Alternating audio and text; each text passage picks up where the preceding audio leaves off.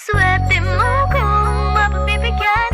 Ingatan mo pag-ibig na Isang kakaibig, kakaibig, kakaibig, kakaibig. Natagpuan mo kawalan. Kakahanap na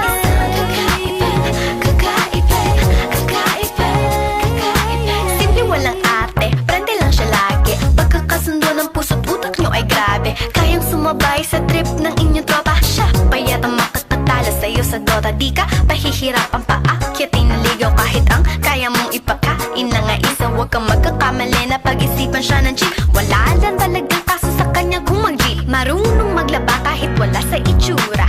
Di na niya rin kailangan papamustura. At kahit na kanino mo dali nagpakilala na GGV ang lahat sa galing niya makisama. Di na nanakalat, di na mumulis ng cellphone yan. Pero magloko ka lang, lagot at mapipektasan. Oo, magaling siya makipagbiruan. Pero ang puso mo'y hinding-hindi paglalaruan. Swerte mo kung mapagbibigyan. Ingatan mo pag-ibig na Isang kakaibig, kakaibig, kakaibig, kakaibig. Natagpuan mo pagkawalan. Minsan lang makahanap na Isang kakaibig, kakaibig, kakaibig, kakaibig. Simple lang pumorma pero swabe ang dating. Sa lahat yata ng bagay hanip grabe ang galing. Chick na mahin-hindi makabasag pinggan. Pero sa basketball tambak hindi ka papagbigyan. Di na niya kailangan ng gayuma para puso mo ay kanyang makuha. Di rin siya yung tipo ng babae na pantrip lang. Kung maluloko ka, mag-isip ka, please lang. Ang ganda niya'y sapat para mapakanta ka ng sila ang lahat.